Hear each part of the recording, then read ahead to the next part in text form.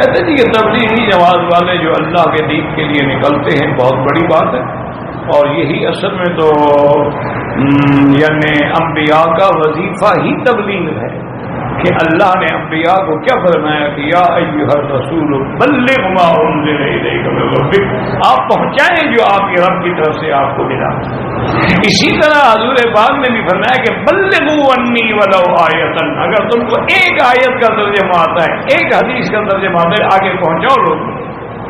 اور اسی طرح حضور نے حکم دیا فلیبلغ الشاہد الغائب، کہ آج جو میرے سامنے خطبے میں موجود ہو ان لوگوں کو میرا خطبہ پہنچاؤ جو غائب ہیں۔ اور اسی طرح اللہ نے قرآن میں حکم دیا کہ کنتم خیر امت، تم اچھی امت کیوں ہو، تأمرون بالمعروف وتنہون عن المنکر، لوگوں کو بھلائی کا حکم دیتے ہو اور برائی سے روکتے ہو۔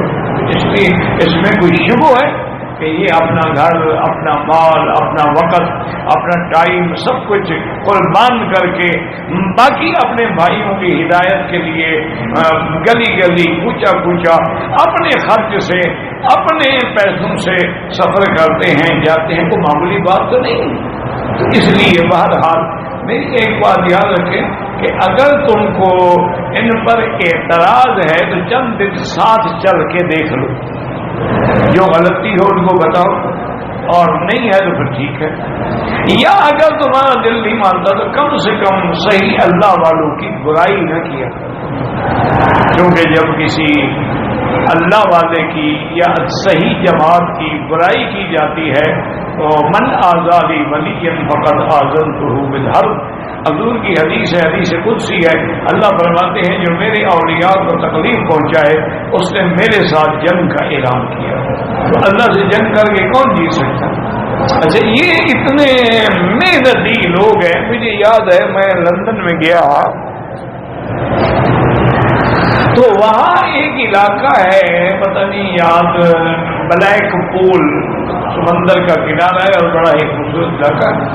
تو وہاں ہم جا رہے تھے تو میرے ساتھ موسیٰ بھائی جو میری گاڑی چلا رہے تھے، بڑے اللہ والے آدمی ہیں، انہوں نے کہا جی کہ یہاں کا وہ واقعہ ہے کہ کچھ تبلیغی جماعت کے لوگ آئے۔ اچھا، وہاں آپ کو پتا ہے کہ یورپ میں تو سردی جو ہے وہ صفر کے نیچے ہوتی ہے۔ تو جب شام ہونے لگی، اچھا ان کا طریقہ یہ ہے کہ یہ بیچارے مسجدوں میں جا کے ٹھہرتے ہیں، اس علاقے میں کوئی مسجد تھی نہیں، کہاں جائیں؟ کہتے ہیں کہ بڑے پریشان ہوئے کہ بھی اب کیا کریں، تو سیدھے وہاں گئے، جو ان کا گرجا تھا وہاں گئے، اور وہاں جو ان کا پادری تھا اس کو ملے اور ان سے کہا کہ بھئی ہم مسافر ہیں اور ہمارے پاس کوئی ٹھکانہ نہیں ہے، ہم نے صرف رات گزارنی ہے، اگر تم اجازت دے دو تو ہم رات گزار لیں۔ انہوں نے کہا مجھے پتا ہے تم تبلیغی جماعت کے لوگ ہو، لیکن ایک بات ہے، میں اس شرط پہ اجازت دیتا ہوں کہ تم یہاں رہتے ہوئے کوئی تبلیغ نہیں کرو گے، کوئی تقریر نہیں کرو گے، کوئی کتاب نہیں پڑھو گے، کوئی ایک دوسرے کو نصیحت نہیں کرو گے، خاموشی سے اپنی رات گزارو۔ اس نے بہرحال جگہ دے دی۔ اب تہجد میں امیر نے کہا کہ بھی وضو شروع کرو، نماز پڑھیں، باقی تو نہ کتاب پڑھنی ہے، ہم نے وعدہ کیا ہے اس سے۔ اور نماز پڑھنے کے بعد امیر صاحب نے سب سے کہا کہ رو رو کے اللہ سے دعا مانگو کہ یا اللہ اس بندے نے کافر ہو کر ہم مسلمانوں کے لیے مندر کا اپنے گرجے کا دروازہ کھولا ہے، آپ تو قادر ہیں اس کے سینے کا دروازہ بھی اسلام کے لیے کھول دیں اور اس کو جہنم سے بچا لیں۔ اور رو رو کے وہ چھپ کے دیکھتا رہا اور سنتا۔ صبح کی جب نماز ہوئی تو اس نے کہا کہ دیکھو یہ کچن ہے، اس میں ہر چیز موجود ہے، اپنے شوق سے اپنے منشے سے ناشتہ بنائے۔ اب میں آپ کو نہیں نکالتا کتنے دن آپ نے یہاں رہنے کا پروگرام، انہوں نے کہا 3 دن، 3 دن یہاں رہو۔ انہوں نے کہا ہم تو باہر جائیں گے، کا باہر جاؤ گے جو مرضی ہے کرو، یہاں کوئی تقریر نہیں کرتا۔ انہوں نے کہا ٹھیک ہے۔ بہرحال 3 دن کے بعد وہ وہاں سے اجازت دے کے چل پڑے، اور جب وہ جانے لگے تو وہ پادری آ کے امیر کے گلے لگا اور رو رو رو کے بیٹھا کہ بات کیا ہے؟ اس نے کہا مجھے خواب میں حضور پاک کی زیارت ہوئی ہے اور حضور پاک نے فرمایا ہے کہ میرے دین کے بندوں کو دیکھنے کے بعد بھی تمہیں دین سمجھ نہیں آیا، مجھے کلمہ پڑھا لو میں مسلمان ہوں۔ وہ مسلمان ہو گیا۔ جو ہے مرکزی اسلام ہے، اس نے اتنا محنت کی ہے کہ سارا علاقہ مسلمان کر دیا۔